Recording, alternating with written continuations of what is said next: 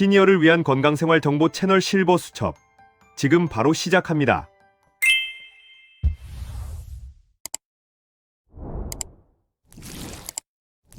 여보, 단풍이 참 이쁘죠? 세상에 어쩜 이래 이쁠까? 여러분, 사랑하는 부모님이나 배우자가 갑자기 돌아가셨다고 느낀 적 있으신가요? 그런데 제가 20년간 노년의 마지막을 연구하면서 알게 된 진실은 이겁니다. 갑작스러운 죽음은 거의 없습니다. 우리가 몰라서 못 본 거예요. 몸은 이미 1년 전부터 분명한 신호를 보내고 있었습니다.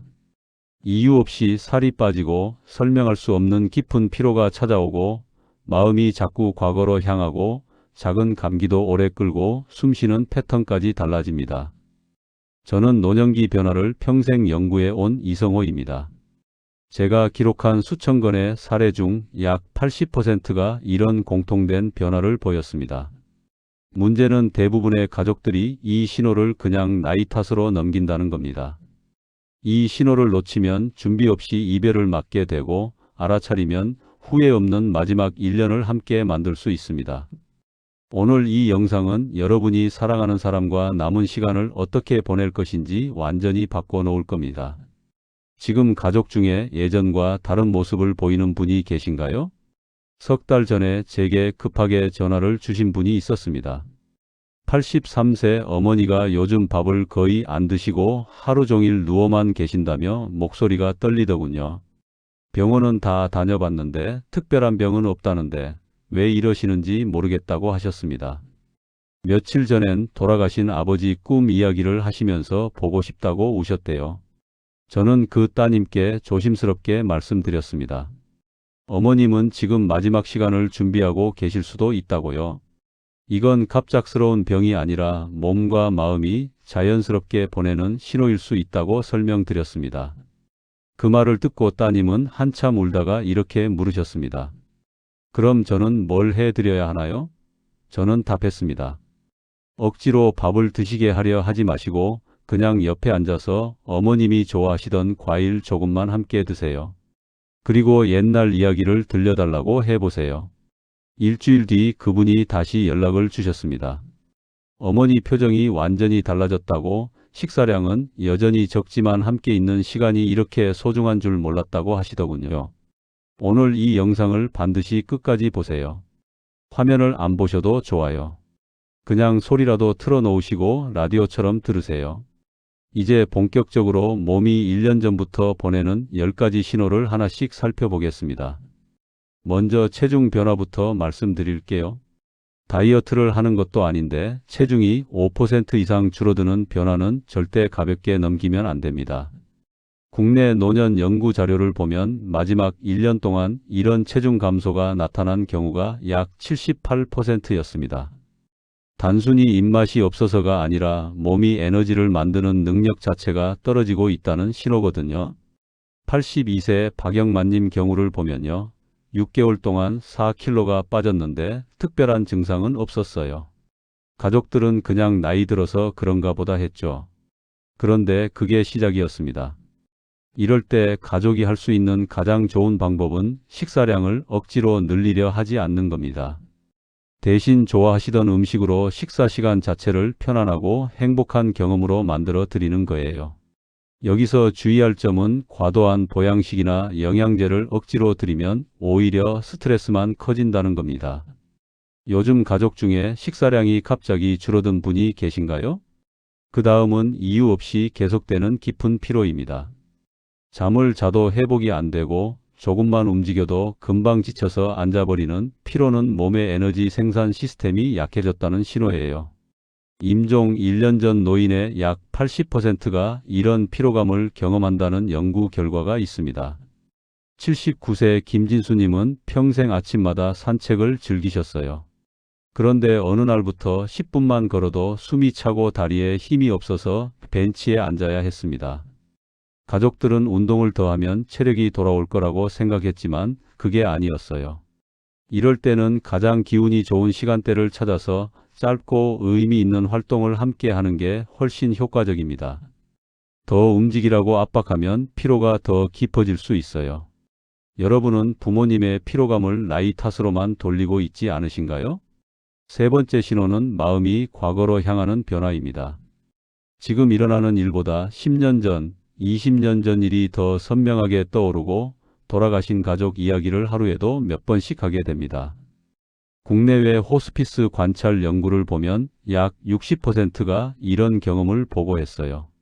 85세 이명자님은 30년 전에 돌아가신 남편 이야기를 매일 꺼내셨습니다. 아들이 걱정돼서 현실로 끌어오려고 자꾸 지금 일을 물어봤는데 오히려 어머니가 화를 내셨대요. 이건 치매나 정신 문제가 아닙니다. 마음이 인생을 정리하면서 가장 소중했던 순간들을 다시 꺼내보는 자연스러운 과정이에요. 이럴 때 가장 좋은 방법은 옆에 앉아서 그 이야기를 함께 들어주는 겁니다.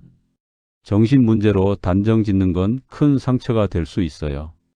여러분 가족도 최근 과거 이야기가 부쩍 늘었나요? 네 번째는 면역력이 떨어지면서 생기는 잦은 감염입니다. 평소엔 사나흘이면 나았던 감기가 2주 넘게 가고 작은 상처도 잘 아물지 않습니다. 노년 말기 단계에서 반복 감염이 나타난 비율은 약 80%였어요. 몸의 방어 시스템이 약해지고 있다는 명확한 신호입니다. 88세 정혜수님은 한겨울 동안 작은 감기를 3번이나 앓았어요. 첫 번째는 일주일 만에 나았는데 두 번째는 2주, 세 번째는 한 달 가까이 걸렸습니다. 이럴 때 가장 중요한 건 수분을 충분히 드시게 하고 편안한 휴식을 돕고 주변 환경을 청결하게 유지하는 겁니다. 무리하게 강한 약을 쓰거나 큰 치료를 하면 오히려 삶의 질만 떨어질 수 있어요. 얼마 전부터 잦은 감염으로 고생하는 가족이 있으신가요? 다섯 번째 신호는 숨쉬기와 손발 순환의 변화입니다. 숨을 들이마시고 잠깐 멈추는 패턴이 반복되거나 손발이 평소보다 차갑게 느껴지는 변화가 나타나요. 마지막 3개월에서 6개월 사이에 약 70%에게서 이런 변화가 관찰됩니다. 이럴 때는 방 온도를 따뜻하게 유지하고 자세를 자주 바꿔드리고 입술이 마르지 않도록 물을 조금씩 드리는 게 가장 효과적입니다. 지나치게 겁을 먹고 큰 치료를 요구하면 오히려 불편함만 커질 수 있어요. 혹시 최근 가족의 숨쉬기 패턴에 작은 변화가 보이시나요? 여섯 번째는 수면 패턴의 변화입니다. 밤에 잠을 깊게 자지 못하고 자주 깨거나 반대로 하루 종일 졸음이 쏟아지는 경우가 생깁니다. 이건 뇌의 수면 조절 기능이 약해지면서 나타나는 자연스러운 변화예요. 이럴 때는 억지로 수면 패턴을 맞추려 하지 말고 편안하게 쉴 수 있는 환경을 만들어 드리는 게 훨씬 중요합니다. 잠이 오면 짧게라도 주무시게 하고 밤에 자주 깨시면 옆에서 안심시켜 드리는 것만으로도 큰 도움이 됩니다. 여러분 가족의 수면은 요즘 어떠신가요? 일곱 번째는 소화 기능의 변화입니다. 같은 음식을 먹어도 속이 더부룩하고 조금만 먹어도 배가 부르고 변비나 설사가 반복됩니다. 노년기 말에는 소화기관의 움직임이 느려지고 소화액 분비도 줄어들거든요. 81세 최영호님은 평생 좋아하시던 된장찌개도 이제는 한 그릇을 다 못 드셨어요. 조금만 먹어도 속이 답답하고 소화가 안 된다고 하셨죠. 가족들은 소화제를 여러 종류 사드렸지만 큰 도움이 안 됐습니다. 이럴 때는 한 번에 많이 드시게 하기보다 소량씩 자주 나눠 드리는 게 효과적이에요. 부드럽고 따뜻한 음식 위주로 준비하고 식사 후에는 바로 눕지 않고 잠깐 앉아 계시도록 도와드리세요. 억지로 많이 드시게 하면 오히려 식사 시간이 스트레스가 될 수 있어요. 여덟 번째 신호는 집중력과 기억력의 변화입니다. 방금 한 이야기를 다시 물어보고 물건을 둔 곳을 자주 잊고 TV를 봐도 내용이 잘 이해가 안 되는 변화가 생깁니다. 이건 뇌의 정보 처리 속도가 느려지면서 나타나는 자연스러운 현상이에요. 이럴 때는 중요한 내용을 여러 번 반복해서 말씀드리고 메모로도 남겨드리는 게 좋습니다. 짜증을 내거나 답답해하면 오히려 더 위축되실 수 있어요. 천천히 여유 있게 대화하는 것만으로도 큰 도움이 됩니다. 요즘 가족의 기억력 변화를 느끼신 적 있으신가요? 아홉 번째는 감정 기복이 커지는 변화입니다. 평소엔 잘 안 우시던 분이 작은 일에도 눈물을 보이고 갑자기 화를 내시다가 금방 미안해하시고 감정이 예전보다 훨씬 더 빠르게 변합니다. 이건 뇌의 감정 조절 기능이 약해지면서 생기는 변화예요. 감정을 억누르라고 하지 마시고 함께 웃고 함께 울어주는 게 가장 큰 위로가 됩니다. 여러분은 가족의 감정 변화를 어떻게 받아들이고 계신가요? 마지막 10번째 신호는 사회적 관계가 줄어드는 변화입니다. 예전엔 친구 만나는 걸 좋아하시던 분이 이제는 전화도 잘 안 받고 모임에 나가기 싫어하고 집에만 계시려고 합니다. 에너지가 제한되면서 가장 가까운 사람들에게만 집중하게 되는 자연스러운 변화예요. 이럴 때는 억지로 밖으로 나가게 하기보다 집에서 편안하게 가족과 시간을 보낼 수 있도록 해드리는 게 더 중요합니다. 가끔 옛 친구가 짧게 방문하는 것도 좋지만 긴 시간은 오히려 피곤하게 만들 수 있어요. 여러분 가족도 최근 사람 만나기를 피하시나요? 이제 이 10가지 신호를 알았으니 일상에서 바로 실천할 수 있는 구체적인 방법들을 이어서 살펴보겠습니다. 첫 번째로 말씀드리고 싶은 건 하루 리듬을 단순하게 만드는 겁니다. 노년기 말에는 복잡한 일정이 오히려 피로를 가중시키는 경우가 정말 많아요. 아침에 병원 가고 점심에 친척 만나고 저녁에 또 어디 가고 이렇게 여러 활동을 한 날에 몰아넣으면 그 다음 날은 완전히 지쳐버립니다. 차라리 아침, 점심, 저녁 중에서 딱 하나만 의미 있는 활동을 계획하세요. 아침에 창가에 앉아 햇볕 쬐며 차 한 잔 드시는 것, 점심에 좋아하는 음식 조금 드시는 것, 저녁에 손주 얼굴 잠깐 보는 것, 이 정도만 해도 충분합니다. 요즘 가족의 하루 리듬은 편안하신가요? 두 번째는 감정 대화를 우선하는 겁니다. 말수가 줄어들었다고 대화가 없는 게 아니에요. 오히려 마음속 이야기의 깊이는 더 진해집니다. 그런데 우리는 자꾸 현실적인 조언을 하려고 하죠. 오늘 약 드셨어요? 물 좀 드세요? 산책 가실래요? 이런 말들 말고요. 오늘 기분이 어떠세요? 요즘 무슨 생각 많이 하세요? 제가 옆에 있어서 편하세요? 이렇게 감정의 온도를 물어보세요. 답이 짧아도 괜찮아요. 그 짧은 답 속에 진짜 마음이 다 들어 있거든요. 최근 가족의 마음을 듣기 위해 시간을 따로 가져본 적 있으신가요? 세 번째는 작은 음식 즐거움을 만드는 겁니다. 식사량이 줄어들면 가족들은 영양 걱정에 초조해집니다. 그래서 자꾸 많이 드시라고 권하게 되죠. 그런데 노년기 말에는 맛을 깊게 느끼지 못해도 좋아하던 향과 온도는 기억합니다. 어릴 때 어머니가 해주시던 미역국 냄새, 겨울날 호 불어 먹던 군고구마 따뜻함, 이런 기억은 남아있어요. 한 번에 한 그릇 드시게 하려 하지 말고 한 입만으로도 행복해지는 음식 한 가지를 함께 선택해 보세요. 식사량 자체에 집착하면 식사 시간이 전쟁터가 됩니다. 가족이 평생 좋아하던 음식이 뭐였는지 기억하시나요? 네 번째는 추억 접근성을 높이는 겁니다. 사진, 옛날 물건, 목소리 기록은 마음의 안정을 크게 도와줍니다. 그런데 이걸 장롱 깊숙이 넣어두면 꺼내보기 힘들어요. 손만 뻗으면 닿는 곳에 앨범이나 추억 물건을 두세요. 아버지 군복 사진, 어머니 젊었을 때 한복 입은 사진, 아이들 어렸을 때 사진, 이런 걸 보면서 자연스럽게 이야기가 시작됩니다. 갑작스럽게 환경을 바꾸거나 낯선 곳으로 모시면 오히려 혼란스러워 하실 수 있어요. 익숙한 공간에서 익숙한 물건들과 함께 시간을 보내는 게 가장 편안합니다. 요즘 가족이 가장 자주 떠올리는 이야기는 무엇인가요? 다섯 번째는 의미 있는 휴식을 돕는 겁니다. 에너지가 제한된 시기에는 휴식의 질이 삶의 질을 완전히 좌우합니다. 그냥 누워만 계시게 하는 게 아니라 편안한 휴식 환경을 만들어 드리는 거예요. 푹신한 의자, 조용한 공간, 너무 밝지 않은 조명, 적당한 온도, 이런 게 다 중요합니다. 자꾸 움직이라고 권하면 피로가 더 깊어질 수 있어요.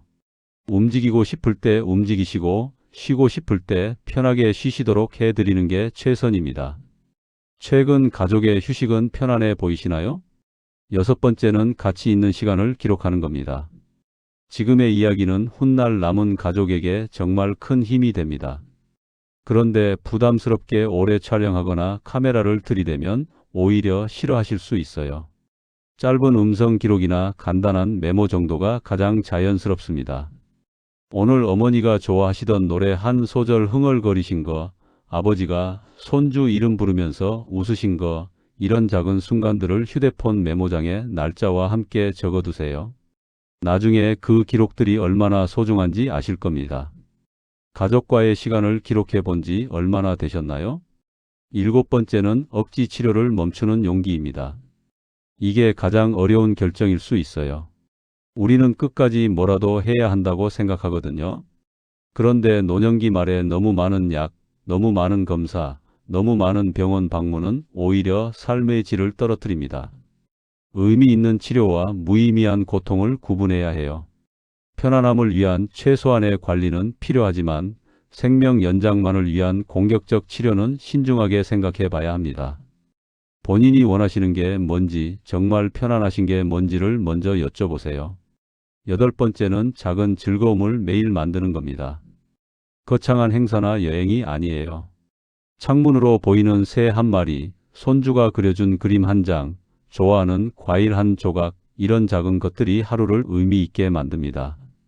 매일 아침 오늘은 뭘 하면 즐거우실까요? 라고 물어보세요.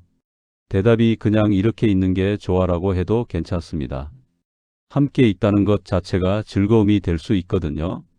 9번째는 혼자만의 시간도 존중하는 겁니다. 가족들은 자꾸 옆에 있어 드리려고 하는데 때로는 혼자 조용히 있고 싶을 때도 있어요. 계속 말을 걸거나 뭔가 해 드리려고 하면 오히려 부담스러워 하실 수 있습니다. 같은 공간에 있되 각자 편하게 있는 것, 이게 가장 좋은 동행입니다. 옆방에서 설거지 소리, 거실에서 TV 소리, 이런 일상의 소리들이 들리는 것만으로도 안심이 되거든요.